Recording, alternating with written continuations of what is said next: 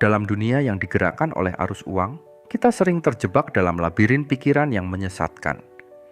Bayangkan sebuah jerat pemikiran yang tidak hanya membatasi potensi kalian, tetapi juga merampok mimpi-mimpi kalian sendiri. Mindset sesat tentang uang adalah pembunuh diam-diam dari segala kesempatan dan pertumbuhan.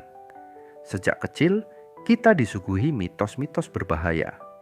Uang itu jahat, kaya itu kesombongan, investasi itu sama dengan perjudian. Kata-kata ini seperti racun yang perlahan menggerogoti keyakinan dan semangat kita untuk meraih kemakmuran. Padahal, uang bukanlah musuh, melainkan alat yang bisa kita kendalikan untuk menciptakan hidup yang lebih bermakna.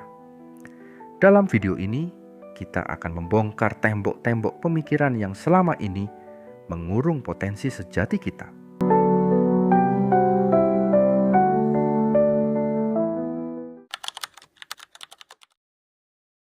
Mitos pertama yang sangat merusak pikiran kita adalah uang adalah segala-galanya.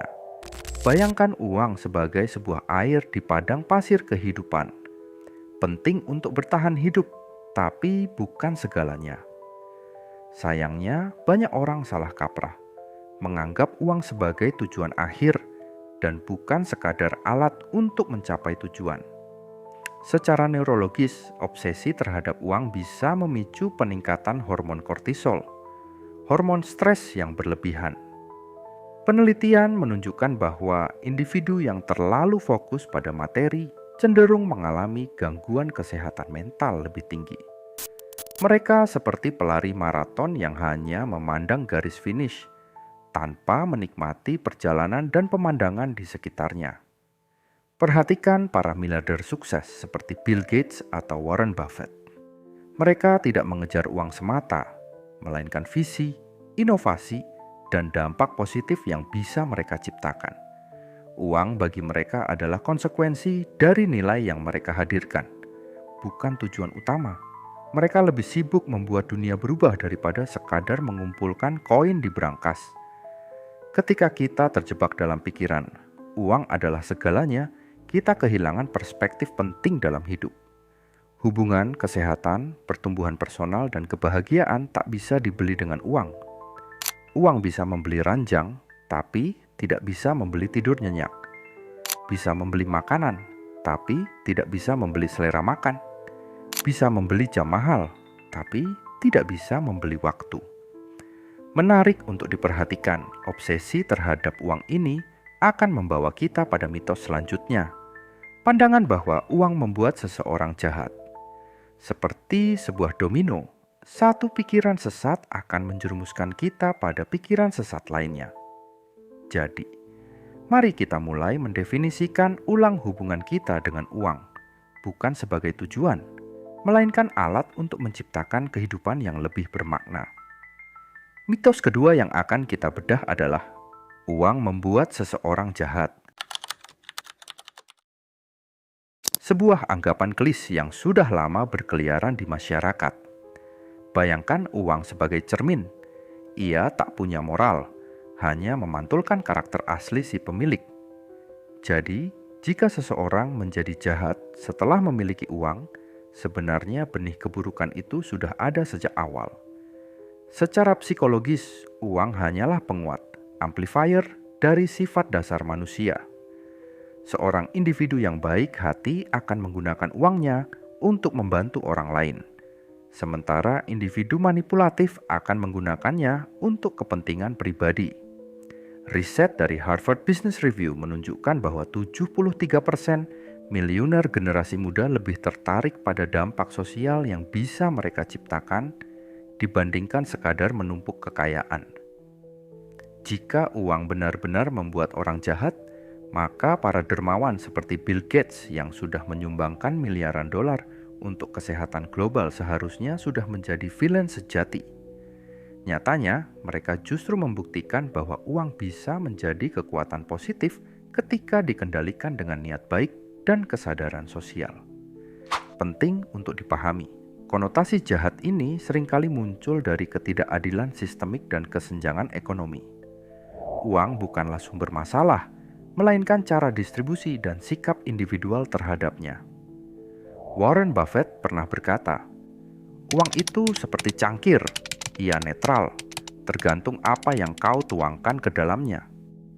Menarik untuk direnungkan, kepercayaan bahwa uang membuat jahat ini sebenarnya adalah pertahanan psikologis bagi mereka yang takut akan kemampuan dirinya mengelola kekayaan. Mitos ketiga, kaya adalah bawaan keturunan. Sebuah pemikiran yang sangat membahayakan dan membatasi potensi diri. Bayangkan jika Steve Jobs, Mark Zuckerberg, atau Elon Musk percaya bahwa kesuksesan hanya milik mereka yang lahir dari keluarga kaya. Dunia teknologi mungkin tak pernah melihat revolusi inovasi seperti sekarang.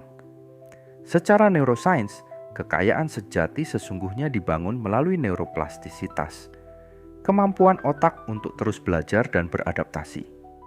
Riset dari Stanford University menunjukkan bahwa pola pikir, mindset, jauh lebih menentukan kesuksesan dibandingkan latar belakang keluarga. Otak manusia memiliki kemampuan luar biasa untuk mengubah jalur hidupnya melalui pengetahuan dan keterampilan yang dikembangkan. Cerita para pengusaha dari nol seperti Jack Ma dari Alibaba membuktikan bahwa DNA bukanlah tiket menuju kesuksesan.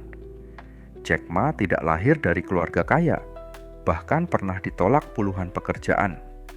Tapi dengan ketekunan dan kemauan belajar, ia mampu membangun imperium teknologi bernilai miliaran dolar. Sepertinya gen kesuksesan tidak dijual di apotek atau diwariskan secara genetik. Kunci sesungguhnya terletak pada pendidikan, jaringan sosial, dan sikap mental. Orang-orang yang berhasil tidak menunggu warisan, mereka menciptakan warisan. Mereka mengubah keterbatasan menjadi peluang, kekurangan menjadi kekuatan, dan mimpi menjadi kenyataan. Setiap keterampilan bisa dipelajari, setiap kemampuan bisa diasah, dan setiap hambatan bisa dilewati. Oke, mari kita bedah mitos keempat yang sering membuat orang takut bergerak. Investasi itu berisiko tinggi. Bayangkan hidup kalian seperti sebuah perjalanan. Tidak bergerak sama sekali jauh lebih berbahaya daripada melangkah dengan perhitungan. Tidak berinvestasi pada dasarnya, sama dengan membiarkan uang kalian terkapar dan kehilangan potensi pertumbuhannya. Secara neurologis, ketakutan akan investasi terkait dengan mekanisme pertahanan otak yang berlebihan. Studi neuroscience menunjukkan bahwa sistem limbik kita lebih sensitif terhadap potensi kerugian dibandingkan potensi keuntungan.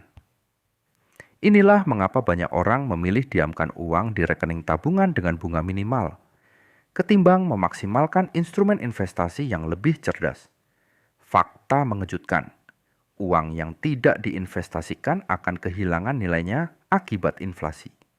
Contohnya, uang 100 juta yang disimpan di bawah kasur selama 10 tahun akan bernilai sekitar 60 juta tanpa kita melakukan apapun. Uang kita akan lebih aktif berlibur di rekening tabungan daripada bekerja menghasilkan keuntungan. Investasi cerdas seperti reksadana, saham, atau obligasi bisa memberikan pertumbuhan 8-12% per tahun. Kunci investasi bukanlah menghindari risiko, melainkan mengelola risiko dengan cerdas. Diversifikasi adalah senjata utama, seperti tidak menaruh semua telur dalam satu keranjang.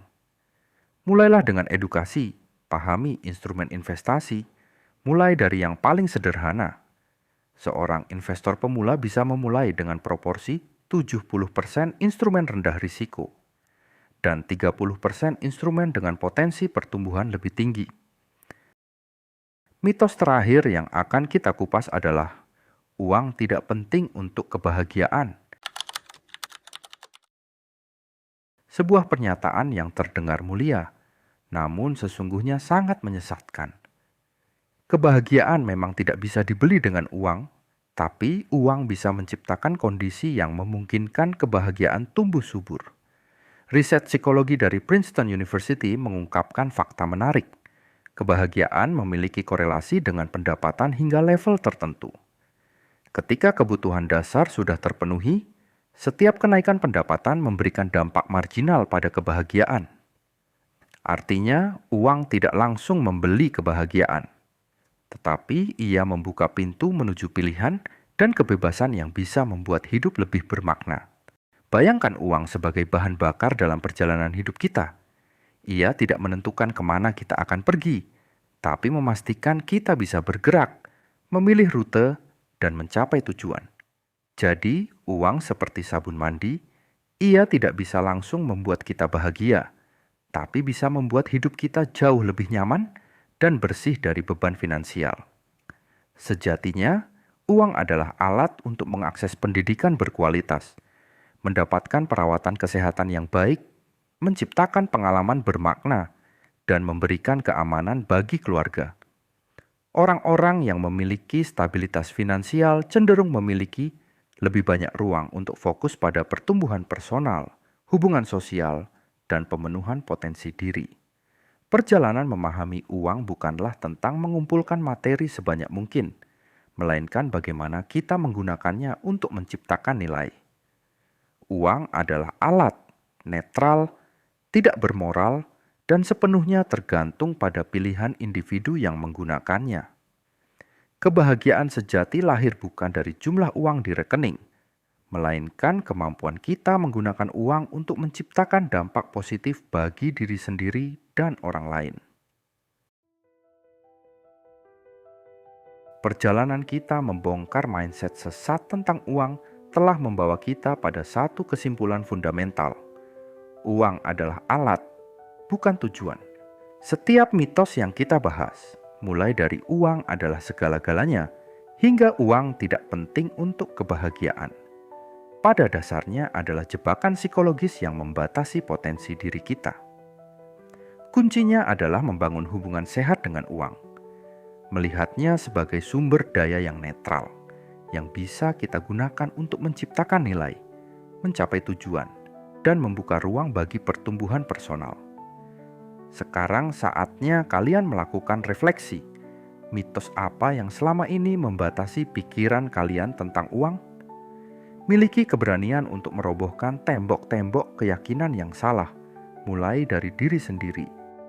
Bagikan pemikiran, diskusikan dengan keluarga dan teman, karena perubahan mindset adalah awal dari transformasi nyata. Jangan sekadar menonton, jadikan video ini titik balik dalam cara kita memandang keuangan. Mulai sekarang, jadikan uang pelayan mimpi, bukan penguasa hidup kita.